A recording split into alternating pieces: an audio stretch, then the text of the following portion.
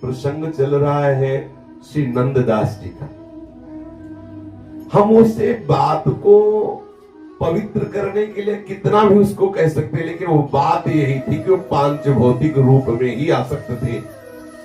मतलब उसको सजाने के लिए भले कुछ कह दे कि वो तो दिव्य भागवती विभूति है, वो तो ये माया भी तो प्रभु की ही है, किसी और की थोड़ी। नारद जी क्या विषयी पुरुष है क्या? क्या आसक्त नहीं हुए स्त्री में? क्या ब्याह की ठानी नहीं? आप देखो, अगर ये कहा जाए कि अरे भागवती पुरुष है, भागवती पुरुष ऐसा कैसे हो सकता है? तो माया भागवती है, माया कोई ऐसी तो नहीं कि किसी आसुरी पुरुष की है। भागवती की तो माया है, किसी को भी आकर्षित कर सकती है। जब परम वैष्णवाचार्य भगवान शिव को मोहित कर सकती है, भगवान ब्रह्मा को मोहित कर सकती है, नारद जी जैसे महापुरुष को मोहित कर सकती है, तो और सब इनके नीचे ही है, ऊपर नहीं। देखो ये महापुरुषों का प्रभाव। इतने स्त्री के रूप में आसक्त हुए नंददास जी कि आप देख लीजिए, ना भोजन पाना है ना पानी पीना है जब तक रूप नहीं देख लेना है। बड़ी महा महिमामयी आसक्ति हुई। वंदना है ऐसी आसक्ति की वो कहीं भी इतनी जोर की आसक्ति हो जाए कि अन्न ना हो, एकदम अनंत, तो उसको मोड़ने में देर नहीं लगती। आचार्य चरण की ऐसी कृपा हुई। कल के प्रसंग में ध्यान दीजिए कि आचार्य चरण ने एक साथ ही श्रीनाथ जी का प्रसाद पवाया। उस बहू को जिसके रूप में आसक्त थे सामने बैठा ला और उनके परिवार वालों को और नंददास जी से प्रसाद दिया। श्री आचार्य चरण की कृपा से लाल बिहारी का वो रूप प्रकाशित हुआ कि नंददास जी ने आंख उठा के भी उस बहू की तरफ नहीं देखा और दशा ये हुई कि मूर्छित हो गए। बड़ा अद्भुत रूप उन्होंने खुद अपनी वाणी में गान किया है। कैसा रूप देखा आचार्य की कृपा से। श्री आचार्य चरण की कृपा से देखा, बहुत सुंदर फूलों से सजा हुआ महल है। उस महल के दरवाजे भी फूलों से श्रृंगारित हैं। दिव्य फूलों की शैया में, जहां फूलों की गादी बिछी हुई है, जहां फूलों की गिरदा, फूलों के तकिया रखे हुए, उसमें हमारे श्यामा श्याम फूलों का श्रृंगार किए हुए, फूलों के आभूषण, फूलों की सुंदर सुंदर कलियों से बने हुए मुकुट, बाजूबंद, सुंदर सुंदर फूलों के श्रृंगारित वस्त्र, ये पोशाक सब फूलमयी और फूले हुए प्रिया प्रीतम। ऐसी शोभा को नंददास जी देख करके शुद्ध बुद्ध भूले हुए। आचार्य चरण की कृपा से बैठे के बैठे ही रह गए, हाथ धोने की भी सुधि नहीं रही। प्रसाद पा रहे थे, ऐसी दशा उत्पन्न हुई कि प्यारी जी और प्यारे जी की रूप माधुरी देख करके मुख का कवल मुख में ही रह गया और हाथ धोने की सामर्थ्य नहीं। प्रसाद को अंदर निगल जाने की भी सामर्थ्य नहीं। श्री ठाकुर जी के उत्थापन का समय हो रहा था।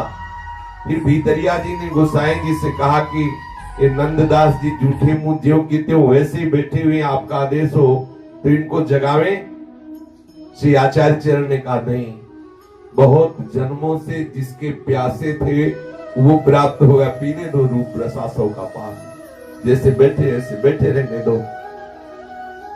आचार्य चरण गोसाई जी ने बताया कि कोई साधारण अवस्था में इस समय नहीं बैठे, बिल्कुल प्रिया प्रीतम के निकट समीप शोभा का अनुभव कर रहे हैं, दर्शन कर रहे हैं। साक्षात श्यामा श्याम के समीप नंददास जी समय है। श्री गोसाई जी बोले तुम कुछ मत आवाज करो, यहाँ तुम जाओ अपनी श्रीनाथ जी की दिनचर्या में, सेवा में, उन्हें बैठे रहने दो। 2 दिन बीत गए, नंददास जी को 2 दिन बीत गए प्रिया प्रीतम की रूप शोभा में। ये है कृपा, इसे कहते हैं कृपा। देखो अभी कुछ समय पहले स्त्री के रूप में इतने आसक्त है कि वहां पीछे पीछे चले आए। देखो आचार्य कृपा उस रूपा शक्ति को मोड़ दिया और श्री श्यामा श्याम के रूप में ऐसा आसक्त 2 दिन हो गए, वैसे ही जूठे हाथ वैसे ही जूठे मुंह बैठे, प्रिया प्रीतम के रूप ध्यान में मगन है। कान में जाके गोसाई जी जब बोले नंददास उठो उठो उठो नंददास, आचार्य के ये जो वचन उनकी श्रवणेंद्री में गए तो जो प्रिया प्रीतम के समीप थे, डूबे हुए थे, तो उनको वाह्य चेतना हुई, एकदम सावधान हुए जैसे कोई सो के जग रहा हो, और आचार्य चरणों को पकड़ के लौट गए कि प्रभु मैं विषयी जीव, आपकी कृपा प्रसाद से कितनी दुर्लभ वस्तु प्राप्त हुई। आचार्य चरण ने कहा हाथ धोइए और आचमन कीजिए। आचमन किया, पुनः आचार्य को दंडवत किया। आचार्य चरण ने कहा, गोसाई जी ने कहा चलो ठाकुर जी के सामने चलो और उनको पद सुनाओ चल के। तो पहले वो हाथ जोड़ करके ठाकुर जी के समीप नहीं गए, आचार्य चरण की ही वंदना करने लगे। प्रात समय श्री वल्लभ सुत को उठत ही रसना, लीजिए नाम। प्रात समय श्री उठत ही रसना, लीजिए नाम। आनंदकारी मंगलकारी अशुभ हरन जन पूरन काम। आनंदकारी मंगलकारी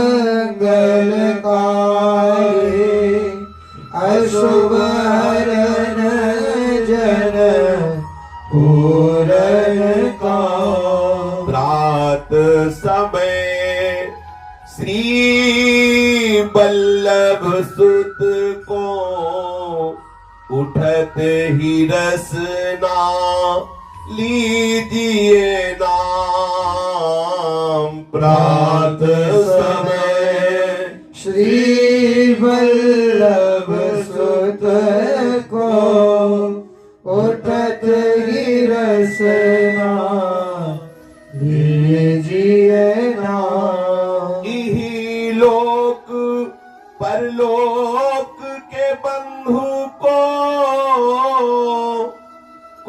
कही सकत तिहारो गुण ग्राम। लोक परलोक के बंधु को कही सकत तिहारो गुण गाम। नंददास प्रभु रसिक शिरोमणि, राज करो श्री गोकुल धाम। नंददास प्रभु रसिक शिरोमणि, राज करो श्री गोकुल धाम। यदि प्रातः काल अपने आचार्य और गुरुदेव और ऋषि संतों का स्मरण किया जाता है तो कभी कोई बाधा उसे परास्त नहीं कर सकती। किसी भी तरह से परमार्थ का कोई भी जो उसके हृदय में भाव है, चाहे वो शांत भाव, दास्य भाव, सख्य भाव, वात्सल्य भाव, कांता भाव या सहचरी भाव वाला हो, कोई भी परमार्थ की किसी भाव वाला हो, यदि वो प्रातः काल उठकर अपने आचार्य और गुरु और रसिकों का चिंतन करता है तो किसी भी बाधा की ताकत नहीं कि उसकी दिनचर्या में बाधा डालकर भगवत विस्मरण करा दे। श्री भक्तमाल जी में भक्ति भक्त भगवंत गुरु चतुर नाम बपु एक, इनके पद बंधन किए नासत विघ्न अनेक। प्रातः काल उठकर सबसे पहले श्री गुरुदेव के चरणों का स्मरण करना चाहिए। जिसने गुरु चरणों का स्मरण करके अपनी दिनचर्या प्रारंभ की तो चाहे जितनी त्रुटि हो जाए उसकी उपासना में पूर्ण ही उपासना मानी जाती है। गुरु चरणों के स्मरण से संपूर्ण साधना की पूर्णता है। जैसे अपनी सेवा में गुरु जी विराजमान है तो आपकी सेवा में त्रुटि हो जाने पर गुरु जी सेवा पूर्ण कर लेंगे। सिंहासन में जो सेवा में गुरु जी विराजमान है, एक तो इष्ट ही गुरु है, गुरु ही इष्ट है, पर हमें सेवा पद्धति प्रदान करने वाले आचार्य गुरु विराजमान है। इसलिए यदि हमसे कोई भी सेवा में अधूरापन होता है, कोई त्रुटि होती है तो सदगुरुदेव विराजमान, वो मूर्तिमान है, वो तत्काल हमारी सेवा को संभाल कर प्रियालाल को दुलार करते हैं। हमसे जो त्रुटि हो जाती है, हमसे जो वो सेवा की पद्धति पूरी नहीं होती है, वो मन मन की रुचि जानते हैं, प्रियालाल की रुचि जानते हैं, वो तत्काल उस सेवा को पूर्ण कर देते हैं। जिस उपासना में गुरुदेव उपास्य तत्व है, उसकी उपासना स्वाभाविक पूर्ण हो जाती है। श्री नंददास जी कहते हैं, मैं प्रातः काल नित्य श्री वल्लभाचार्य जी के पुत्र श्री विठलनाथ जी का नाम जप करता हूं, उनका स्मरण करता हूं, उनके चरणों का ध्यान करता हूं। और इसका परिणाम क्या होता है? बोले हर समय मैं आनंद में मगन रहता हूं, कोई भी अमंगल हमारा स्पर्श नहीं कर सकता, सदैव मंगल ही मंगल। और कोई भी अशुभ हमारे जीवन में बाधा नहीं डाल सकता। और संपूर्ण कामनाओं की पूर्णता गुरु चरणों के ध्यान से, गुरु चरणों के नाम स्मरण से निश्चित हो जाती है। इस लोक और परलोक में मित्र और बंधु जैसा व्यवहार करते हैं। आचार्य गुरु की देखो कैसी कृपा, इस लोक और परलोक में। अगर हम इस लोक में हैं, हरिवंश महाप्रभु के ई परलोक सकल सुख पावत मेरी सो भैया कृष्ण गुण संत। इस लोक में जैसे माता पिता भाई बंधु मित्र हमारे साथ प्यार भरा बर्ताव करते हैं, ऐसे आचार्य गुरुदेव की कृपा से वो अनेक प्रकार से हमें तोष प्रदान करते, आनंद प्रदान करते, और परलोक में अर्थात शरीर छूटने के बाद प्रिया प्रीतम की प्राप्ति करा देते हैं। कौन ऐसा है जो ऐसे गुरुदेव की, ऐसे आचार्य की महिमा का गान कर सके? नंददास जी कहते हैं, हमारे गुरुदेव श्री विठलनाथ जी रसिक शिरोमणि हैं, और इनका राज्य है श्री गोकुल धाम। ये सदैव ऐसे सुख पूर्वक विराजे और हम जैसे शरणागतों का पोषण करते रहे। श्री नंददास जी के ऊपर जब आचार्य चरण की कृपा हुई तो साक्षात प्रभु का इन्हीं नेत्रों से दर्शन प्राप्त। ये बड़ी दुर्लभ बातें हैं। जिन नेत्रों में पांच भौतिक दृश्य बस गए हैं, उन नेत्रों में प्रिया प्रीतम का दर्शन ये केवल आचार्य गुरु कृपा से ही संभव है, किसी साधना से नहीं। गुरु गोविंद प्रसन्न हो गए तो देखो दुर्लभ वस्तु प्राप्त हो गई। श्री आचार्य चरण ने कहा दर्शन करो नंददास जी, ये ठाकुर नवनीत प्रिया जी है, इनके दर्शन करो। श्री नंददास जी ने आचार्य की द्वारा प्रदत्त दृष्टि से दर्शन किया तो हम मूर्ति नहीं दर्शन में आए, वह साक्षात दर्शन में आए। देखा कि सुंदर पालने पे लालजू झूल रहे, यशोदा मैया झुला रही लाला को, और बार बार लाला के मुख को अपने अधरों का स्पर्श करा के चुंबन करती है। आहा, कितना सुख मिल रहा है। नीलेंद्री वर कांति प्रकट हो रही कपोलों से बाल गोपाल के।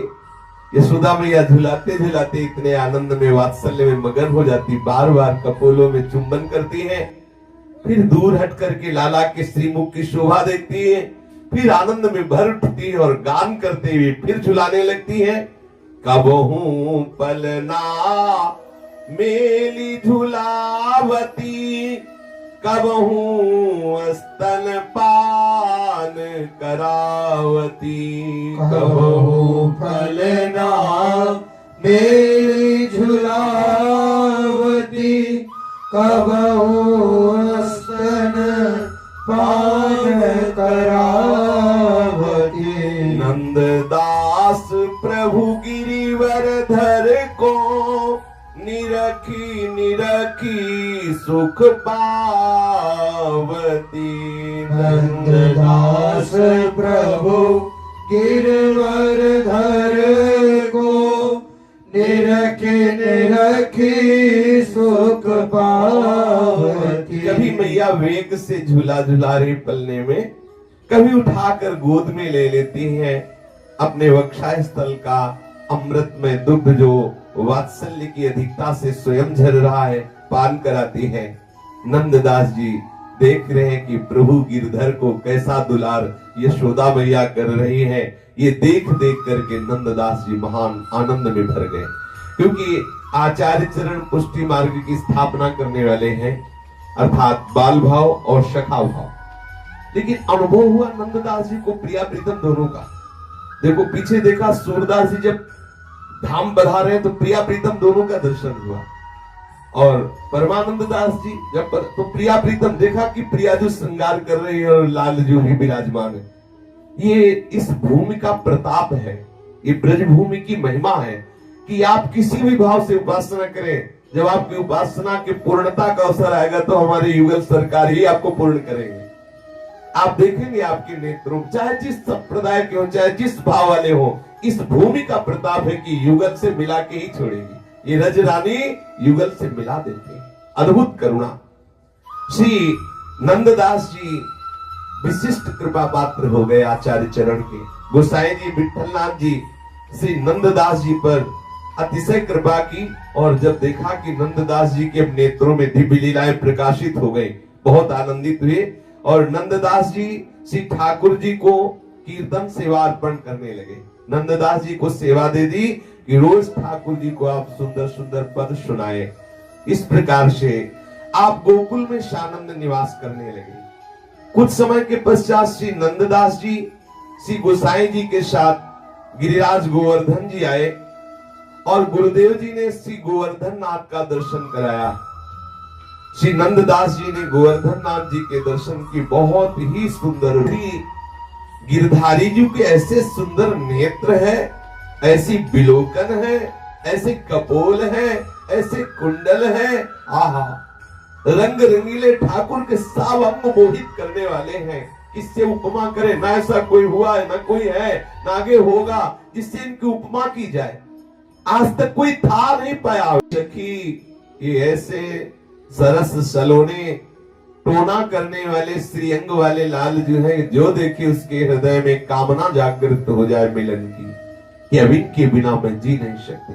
कोई भी हो, बोले देखो इनका नाम रटते रहते, इनकी महिमा का गान करते रहते भगवान शिव परम वैष्णवाचार्य, भगवान ब्रह्मा जी, वेद जी, भगवान शेष जी, नारद जी, सुखदेव जी, व्यास जी, ये बराबर इनका यश गान करते रहते हैं, लेकिन आज तक पार नहीं पाए। साक्षात वेद स्वयं जस गान करते हैं, ब्रह्मा जी गान करते हैं इनका जस, भगवान शंभु इनके जस का गान करते हैं, भगवान शेष 2000 जिभ्या से सदैव इनके यश का गान करते, निरंतर यश गान में डूबे रहते हैं नारद जी, सुखदेव जी, भगवान श्री कृष्ण द्वैपायन व्यास जी, लेकिन आज तक कोई इनके सौंदर्य का, इनके रूप का, इनके गुण का, इनकी लीला का पार नहीं पाया। ध्रुव जी, प्रहलाद जी, समस्त पांडव, द्रुपद और द्रुपद सुता और भी बड़े बड़े भक्तजन इनका निरंतर ध्यान करते रहते, गान करते रहते हैं, और प्रभु उन प्रत्येक भक्तों का पालन किया है, अपने प्रण को भी झूठा करके इनकी बात को सत्य किया है। ऐसे शरणागत प्रतिपाल प्रभु की महिमा का कौन पार पा सकता है? जो साधनहीन वैश्या, गज, गीध, गौतम की नारी और बड़े बड़े राजघरानों की रमणियां इनके रूप को सुनकर, इनके चरणों का स्पर्श, इनके चरणों का आश्रय प्राप्त करके वो गति प्राप्त की जो बड़े बड़े मुनियों के लिए वांछित है।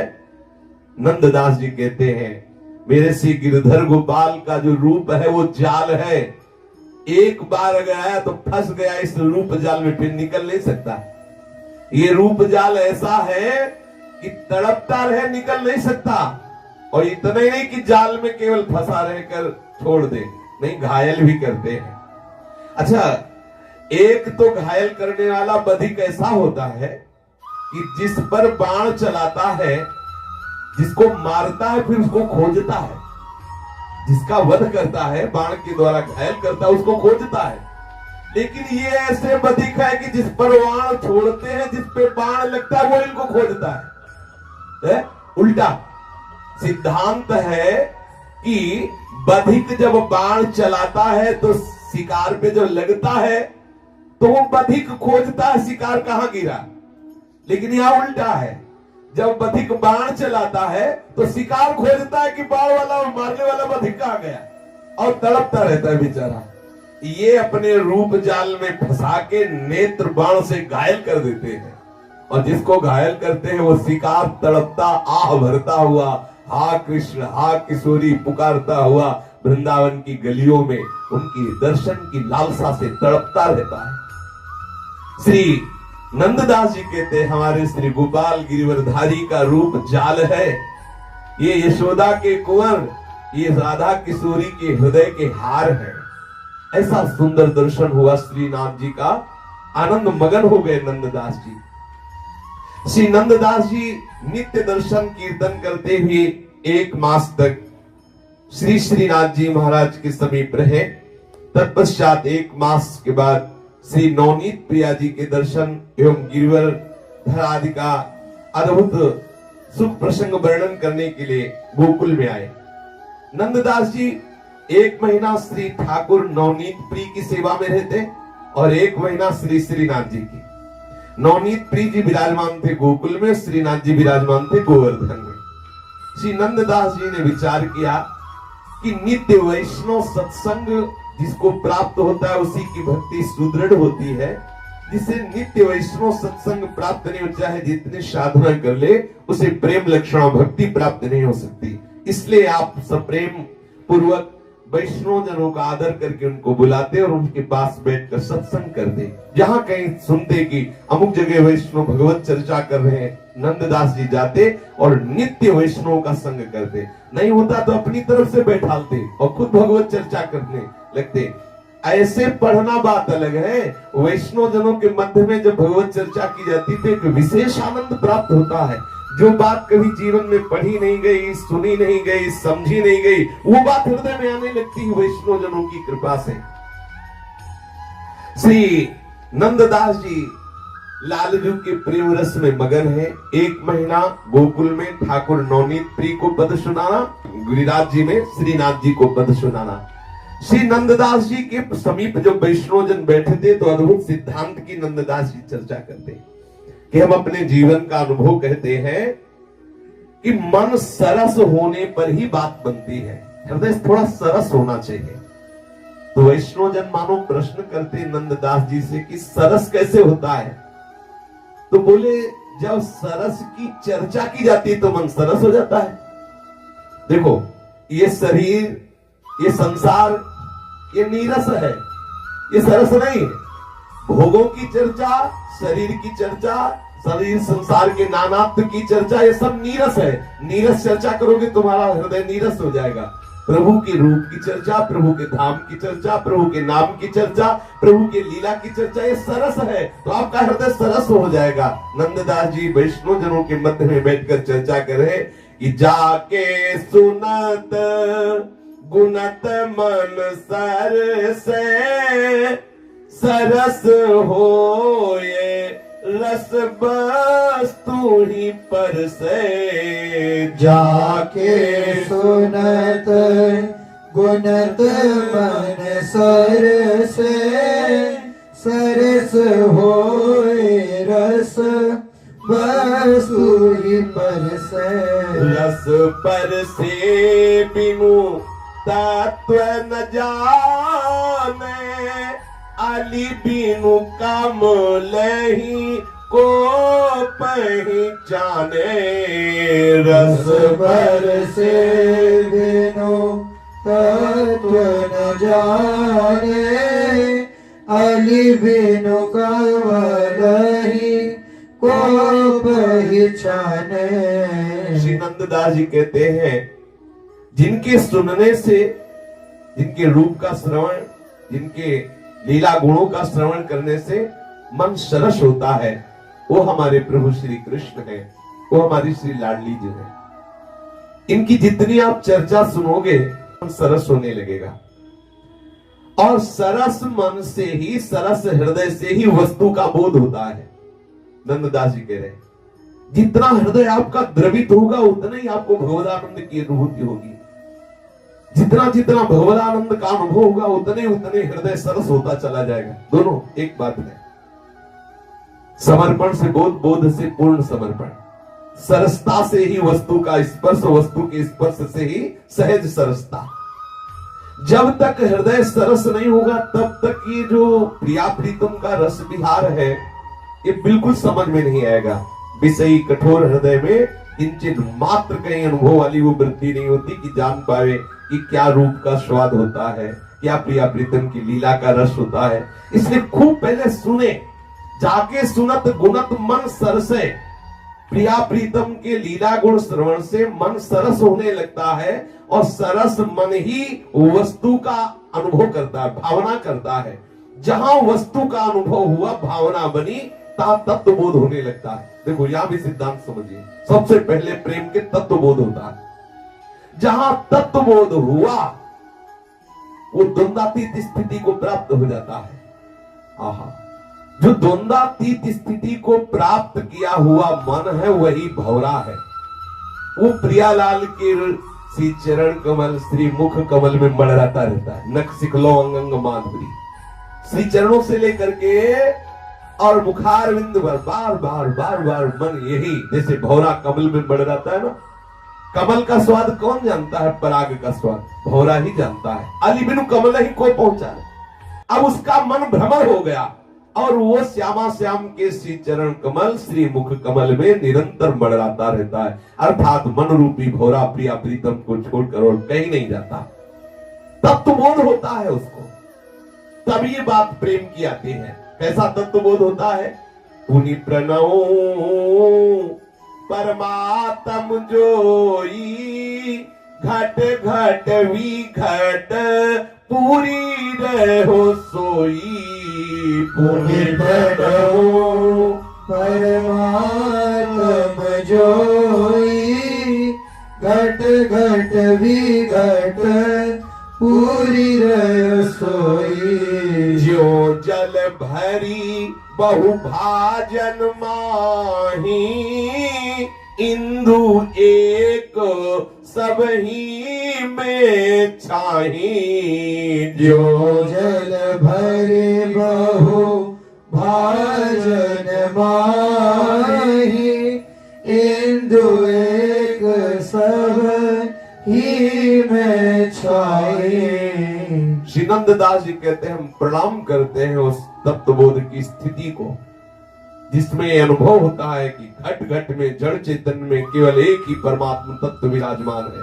जैसे हजारों घड़ों में जल भरा हो तो सब घड़ों में एक ही चंद्रमा का प्रतिबिंब दिखाई। चंद्रमा एक ही है लेकिन प्रतिबिंब घड़े हजार होने के कारण हजार दिखाई देते हैं। ऐसे एक ही परमात्मा तत्व एक ही प्रभु होने पर भी ये नाना प्रकार के जड़ चैतन्य रूपी घड़े बहुत हैं। इसलिए ऐसा लगता है कि उत्तम है अधम है, लेकिन है वो एक ही प्रभु।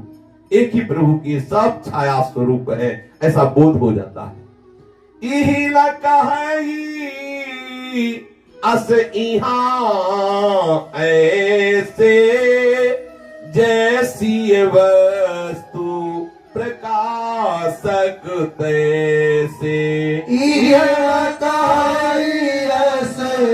इहाँ ऐसे, जैसी वस्तु प्रकाशक तैसे। जो कछुमान सरस की झाई, तो न क्षुद्र छीलर छवि पाई।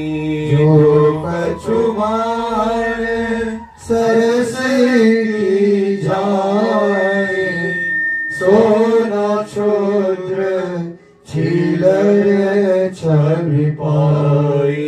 तरनी किरण सब पाहन पर से, फटिक मांझ निज तेज ही दर से।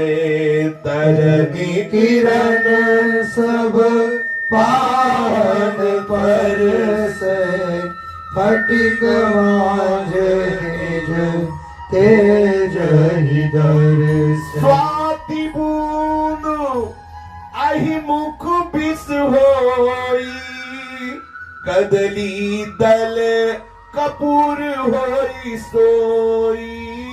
स्वाति बूंद आई मुख विष होई, कदली दल कपूर होई सोई। वस्तु तो एक ही है, तो आप कह सकते हैं एक कैसे है?